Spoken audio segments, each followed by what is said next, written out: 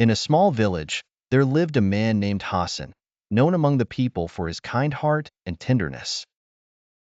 Hassan worked as a simple farmer, and despite his limited resources, he strived with all his might to provide a decent life for his family, especially for his young son, Yusuf, whom he considered the most precious thing he owned in the world. One day, Yusuf fell seriously ill, and the doctors in the village could not treat him. The treatment was available only in the distant city, but it was very expensive, far beyond Hassan's financial means. Hassan stood helpless, torn between the thought that he might lose his only son if he didn't act.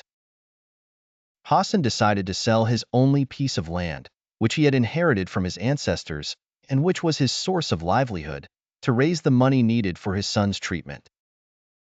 That land was everything he owned, and it meant a lot to him, but it wasn't more valuable than Yusuf's life.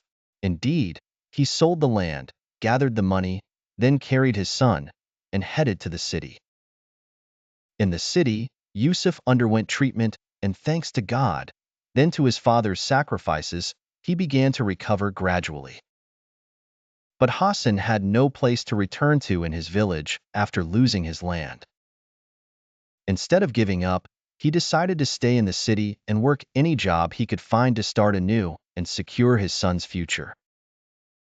Hassan worked tirelessly in multiple jobs, from construction laborer to street vendor, waking up before dawn and returning only after midnight. Fatigue would often overcome him, but he never showed any weakness in front of Yusuf. Every day, he looked at his son and smiled, feeling that all he had done was worth it. Years passed, Yusuf grew up, and he became a well-known doctor in the city.